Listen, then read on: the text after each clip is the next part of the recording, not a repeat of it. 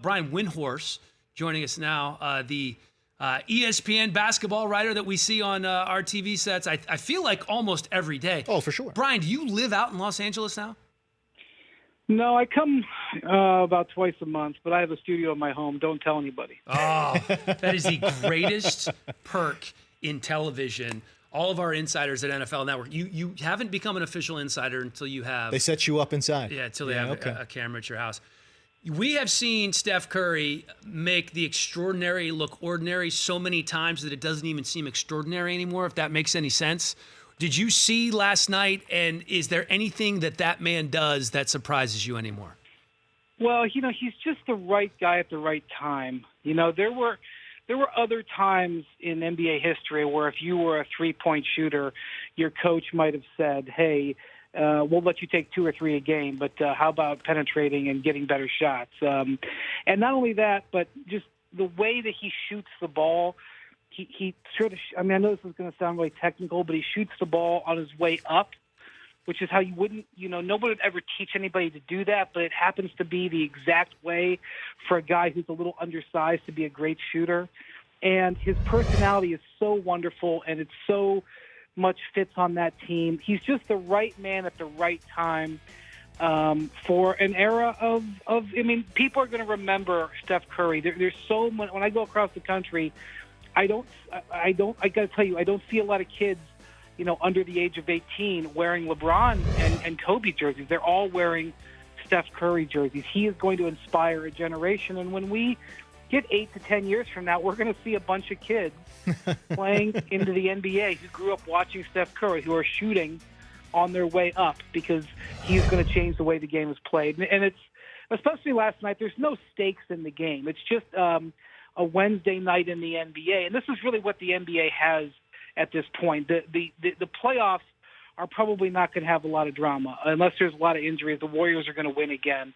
But what the NBA does have is night-to-night tremendous stuff. It's never been more entertaining night-to-night. 2 nights ago, Blake Griffin had 50 points in an overtime game. Last night it was Steph. Tonight it'll be something else. And Steph, had another wonderful night last night. Can they keep it? Sorry, James. Can they keep this team, this crew together beyond this year, or does Klay Thompson say, you know what, I've won 4 or whatever it'll be at that time for him, and decide to move on? I don't think it's Klay Thompson. I think it's Durant. That's the guy they would have to worry about keeping. And I just think because Durant lives in this world where he's judged as something less than because he joined that team. And, I don't think that Kevin has a weakness in his game. The only weakness that he has really is his thin skin. And his thin skin and his desire to have his legacy not be defined as joining the Warriors might have him look around. And, the league changed when he went there. And the league would change again if he left. I think that's their danger. They also are facing, if Durant were to re-sign and if they were to extend Draymond Green, if they basically were to keep their core 4 together, they'd be looking at a payroll in the neighborhood of $400 million. It's almost unheard of. But they actually potentially would have the money to do it because they're about to move in to a new arena next year that will be the biggest cash cow building in the world in terms of producing money. So they can afford it. I just don't know if everybody's going to stay on the same page. And I don't really blame Durant if he would want to go elsewhere.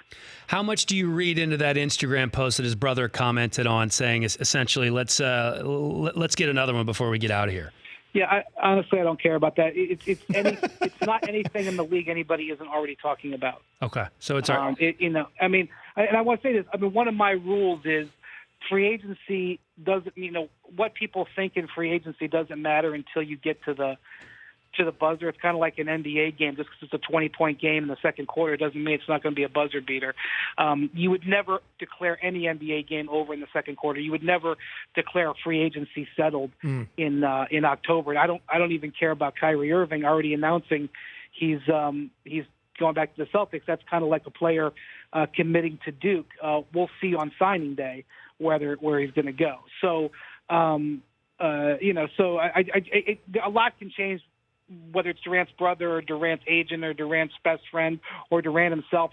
It more matters where things are in July than it does now. Brian Windhorst on with Dan Helly and James Coe. I can see things going through your head right now. What's popping? Well, I guess I'd love to ask Brian, in terms of, you talk about his legacy, Kevin Durant, I do wonder how much the outside business ventures will play a factor as well. You know what I mean? So he took a little bit of a pay cut to play with Golden State. A lot of folks are curious whether he'd do it again because he's got so many ventures outside of the NBA and he's meeting a lot of big money out there in the Bay Area. I mean, I suppose. I mean, that's what people say. They say, "Oh, you get to be the first person in to invest in some of these companies because these are all Warriors fans, and they'll give you a chance." I suppose that's true, but I would say if you go to play for the New York Knicks and you start for the New York Knicks, I don't think that you're going to be wanting for the opportunity to do business. There are some players who have hit the jackpot in business, but in general, most of these guys' wealth is going to come from A, their player contracts, and B, their shoe contracts. Durant has a really great Nike contract, probably the second best Nike contract out there other than LeBron's, and he is making $30 million, potentially more than $40 million a year playing basketball. And ultimately, people are not going to remember him for getting in the angel investment stage of an app that sells for a couple $100 million. They're going to remember him winning championships. And Granted, I know that that's what he does in the off season, and I'm not denying him that, but let's remember what the main thing is here. Listen, I don't want to get too deep into looking at the standings and asking about the Raptors or the Bucks or the Nuggets, who, by the way, I think are going to be a very good team. Tim Connolly's done a great job putting that squad together. What are the 2 or 3 biggest stories that you are going to be keeping an eye on as we go through the season in the association? To me, there's 2 players that I'm watching very closely, and their teams. One is Kawhi Leonard. I think the Raptors are awesome.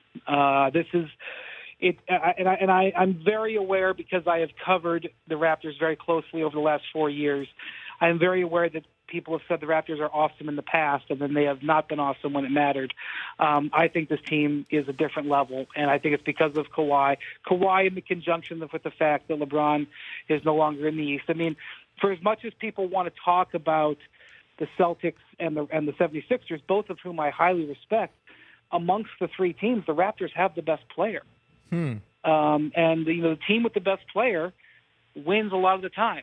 And what happens with the Raptors and with Kawhi, again, this is going to define a little bit of the balance of power in the NBA. And then I look at the New Orleans Pelicans and Anthony Davis. Anthony Davis has got it. He's arrived. He's had his awakening. He knows his power. We see this with great players at the top of their game, of the game in the NBA. Sometimes it happens in their 4th year. Sometimes it happens in their 8th year.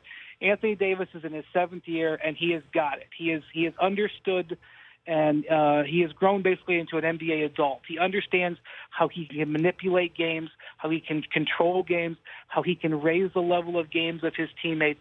He has figured it out in the last year, and watching him play now and watching him lead his teammates and figure out how to do things to take care of his teammates and raise his teammates up is very rewarding to see him graduate to that. And how far this Pelicans team goes this year, and if he can carry them, if he can do something like get them to the conference finals, and how that will impact his future there. Both of those situations are going to be fascinating to watch, not just for this season, but what happens in the future with both players. James Coe, Dan Hale here, filling in on the Rich Eisen Show, joined by Brian Windhorst. Hey, Brian, can you talk about the situation there in Minnesota? I'm fascinated by it because Jimmy Butler, obviously, making waves. Have you heard anything there in regards to, trades possibly? And also, what kind of trickle-down effect does that have on maybe a hot seat, or does the seat get any hotter for somebody like Tom Thibodeau? I went to the home opener last week, and I've never seen anything like it.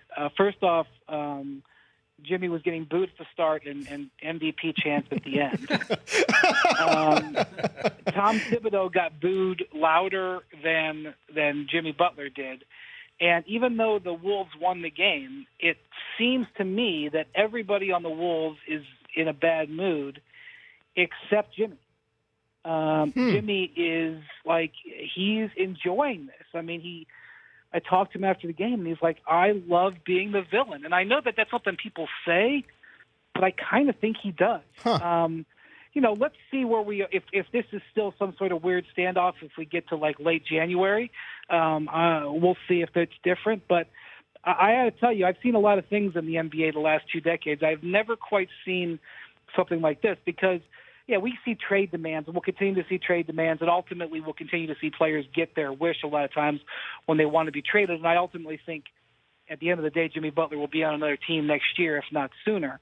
But I've never seen a guy who's willing to embrace the fallout. Normally this is something that a player has to soldier through and has to deal with, sort of the burden of breaking himself free as if he's going through some sort of gauntlet, some sort of trial.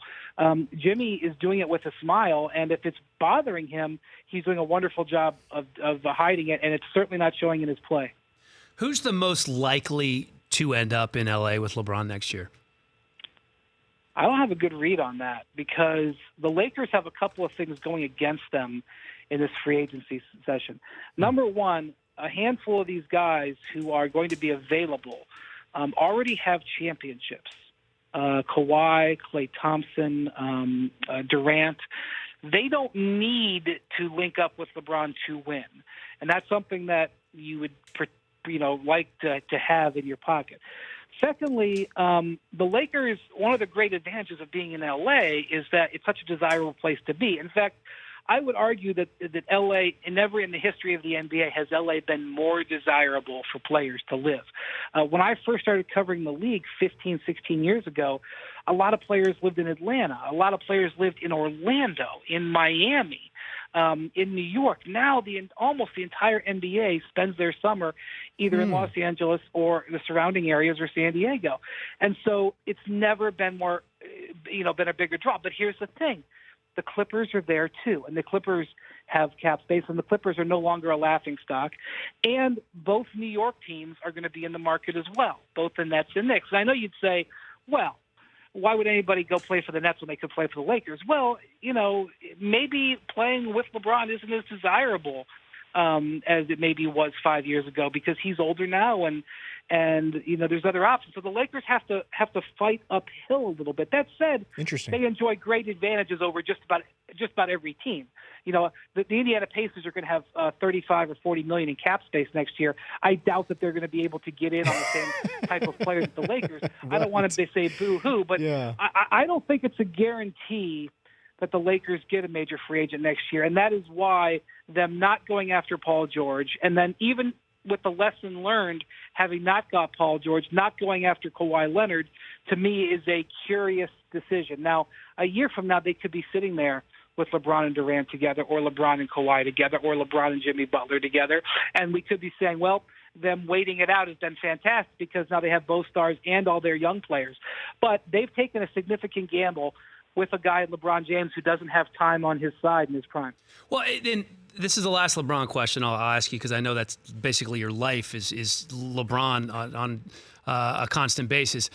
I contend that the move to come to L.A. and not add a significant piece in this first year tells me that LeBron is content with knowing that he may never win another championship. And he's thinking so much about his post-basketball career and post-basketball life that the importance of those other things right now are almost on par with the next 4 years of his basketball career. Am I crazy?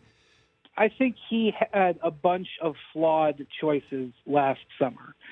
He could have stayed in Cleveland. That team has obviously sort of turned the corner and past its prime, and we have several teams rising to challenge them. He could have gone to Houston, but there was no clean way for him to get there, and there would have been some issues on sharing it and everything. Plus, I don't really know if he was all that excited about living in Houston. He could have gone to Philadelphia, where he may have been immediately able to win a championship. But again, I don't know if his family, who has no connection to Philadelphia, was interested in doing that. And then he would have, then he had Los Angeles, where his family absolutely loved to be. He had a lot of different business opportunities, but the team was farther away than those other teams. It was all a bunch of flawed choices. And so he went with a choice that I think he could live with not winning a championship in, which is to be in Los Angeles.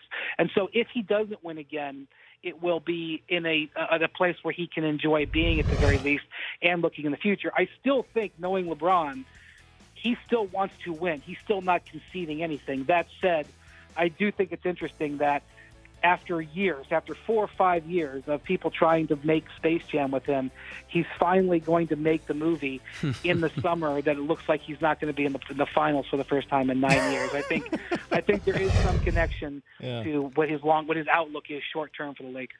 Well, certainly everything he's touching right now off the court is turning to gold. Gold, baby. Brian Windhorst, thank you so much for the time. I know time is valuable. You're one of the best in the business. We really appreciate the insight, my friend.